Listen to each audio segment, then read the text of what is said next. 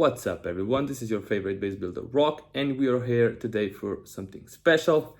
As you can see, empty base right here, and while I get to work I will shortly explain what we are actually trying to do today. So if you watched one of our episodes, if you haven't watched them all, they are amazing, but we talked briefly about how fast I can build a base now with as much experience as I have. So we decided we are going to do this for our Patreons and watch me build a base live, completely fresh, completely new, from scratch, nothing prepared. I had kind of a rough idea what I wanted to do and the style I wanted to use, but let's get into it. So this is going to be kind of a central town hall base, as is very popular at the moment, for a variety of reasons. One is, of course, root riders are extremely powerful right now, and a core town hall is probably the best way you can try to counter them. Let's do this so this can't be sniped. There we go. Yeah, excuse me if I get a little bit distracted while I'm doing this. I have to focus at least a little bit so we can have at least somewhat a usable base. But anyway, yeah, root riders, probably the biggest problem out there at the moment. They are absolutely dominating the meta, and for good reason. They are extremely powerful. So we will try to counter those in any way we can. And yeah, so the base type I went with was, of course, kind of the central town hall base. These are the most popular at the moment, and for good reason, because they are probably the strongest base styles in the moment. The double invisibilities are extremely popular. I'm not the biggest fan of those, just because, you know, with anyone with at least a little bit of experience, they will go through those bases fairly easily. And those are the people that we are trying to stop. Of course, you have some noobs that will just spam, but those are a little bit easier to counter. That's why we gotta kind of focus on the pros, the better players, the ones that know how to use these armies, because the root riders by themselves are extremely powerful, as we already said. But in the correct hands, they are, pretty close to unstoppable. So you really need to focus just on that to have any sort of chance to defend it. Even with that, it's not gonna be easy.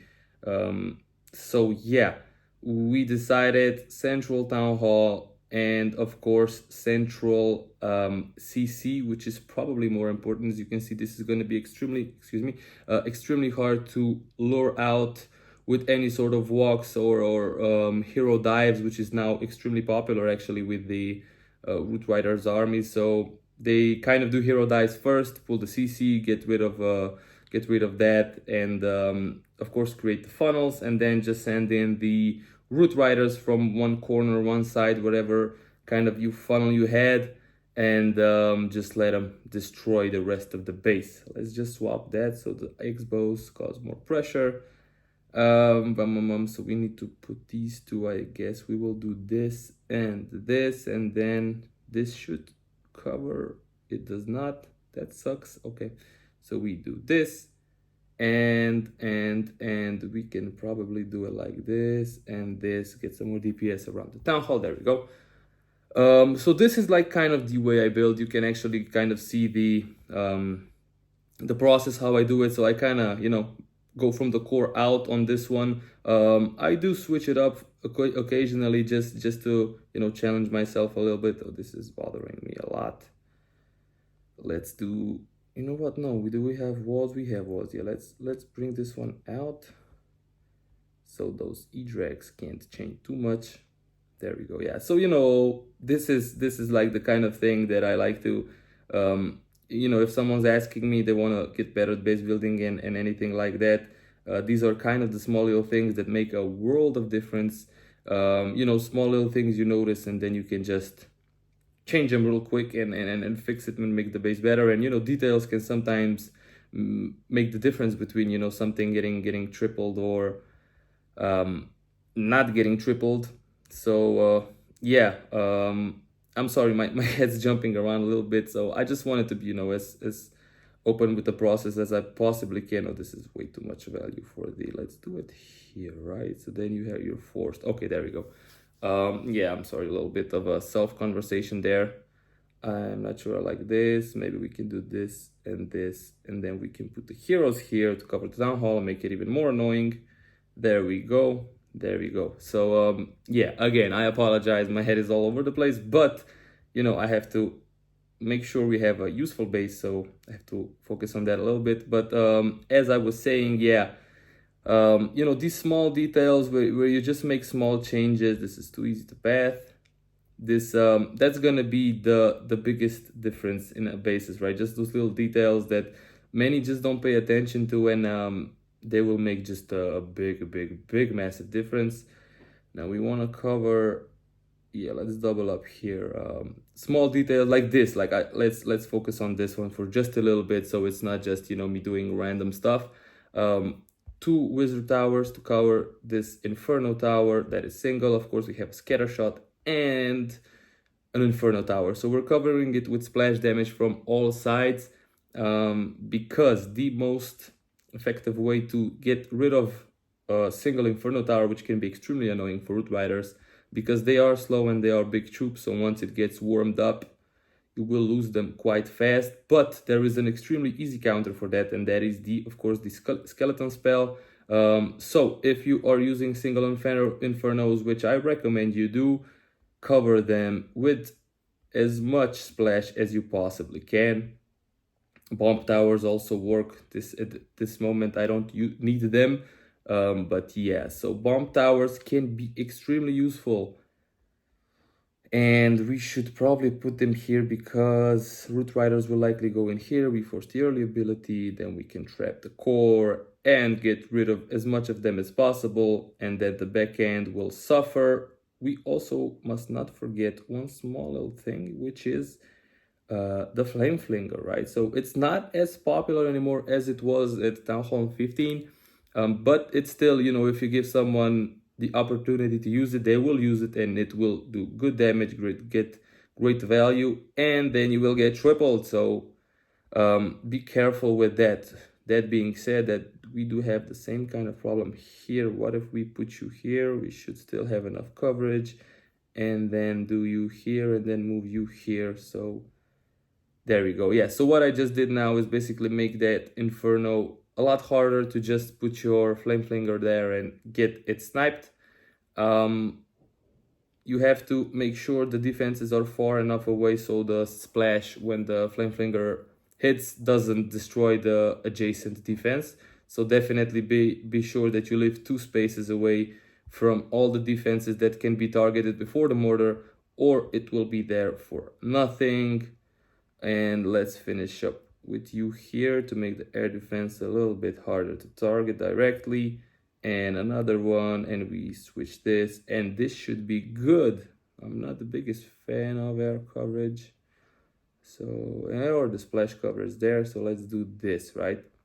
I will explain this change in a second, but this is how a builder's mind works. There we go. So what I did now, I didn't have much air coverage in this corner. Swap the archer tower here to get more air coverage. At the same time, I brought some more splash coverage onto the monolith, which has the exact same problem as the single infernos. Great against big troops, not as good against skeleton traps, sorry, not trap spells. So there we go. And if we zoom out a little bit, excuse me, that's most of it done. Now we do trash buildings. I try to do these storages around areas that people are more likely to funnel, right? So if you want to do a queen charge, you're gonna either do it on top here, so you have to funnel these, or if you do it from the side entry here, you have to funnel the same way. And we make that a little bit more difficult because right now it's extremely hard to just make one thing in a base that's gonna stop an entire attack. But if you force the attacker to make a bunch of small mistakes, like, oh, I didn't funnel well, so maybe some of my troops went off, my barbarian king wasn't funnel enough, so it didn't go into the core, then you kind of have a DPS problem because the Root Riders have gotten nerfed significantly since their drop. They're still extremely strong because the ability is what makes them as strong as they are, not just the stats. But yeah, so just make the attacker do these small mistakes, and then you can possibly hope for a nice little defense here and there.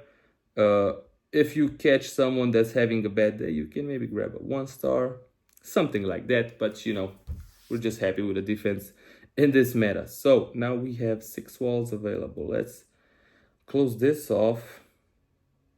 And you know what, let's just close everything off. So this is kind of a big question sometimes. Why do you keep the walls open? Why do you close them? And it's pretty simple. So if you're expecting a queen charge, open walls are probably a little bit better because it is harder to funnel your queen. Like, let's say you want to enter this area, right, for the cannon and the X-bow and the multi-arch tower.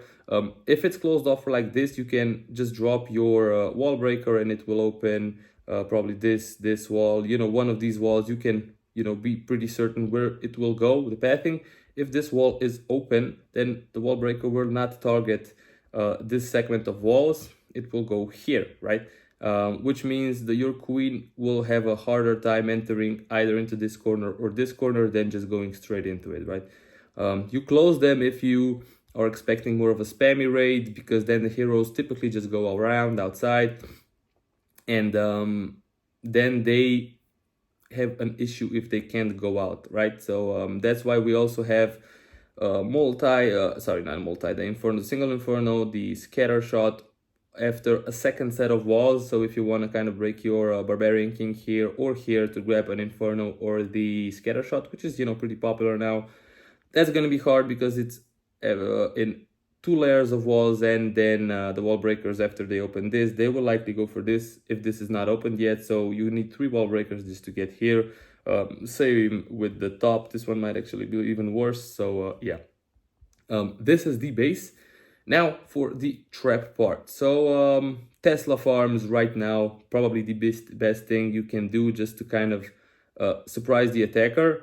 We have pretty deep heroes, so we're not gonna do that. I'm just gonna go in this compartment, and I will explain why in just a second. So skellies, of course, always with Tesla, at least 2, you can do 3, even 4. A skeleton farm is extremely annoying to deal with. We will do the tornado in the core for that late grab of the town hall. As I said, more likely than not, it's gonna be an overgrowth spell around this area. Probably try to either grab the town hall and the monolith, or maybe infernos and scatter shot and town hall. So this area will either be entry or back end. In both cases, if it's on the entry, it will force the early Eternal Tome, and if it's on the back end, it's just gonna be annoying to deal with because you're kind of losing troops, and then your heroes or whatever have to deal with 2 skeleton spells, and these Teslas combined like this just have insane DPS, so that's just gonna be hard to deal with.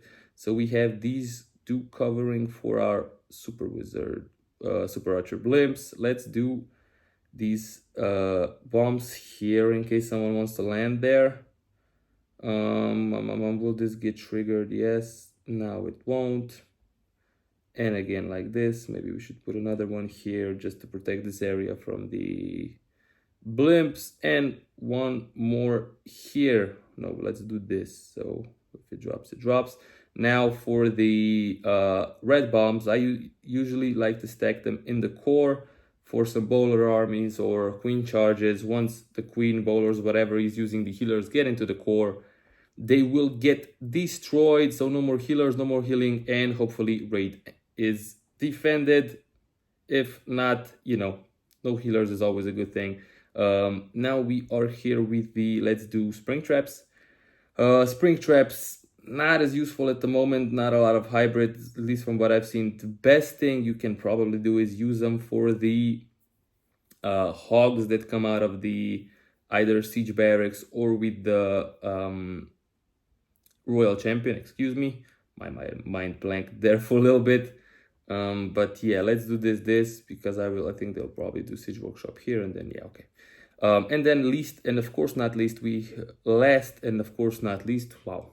You can see how focused I am. We have the giant bombs and the small bombs. So two things these are useful for. One is of course super archer blimps, as we mentioned before.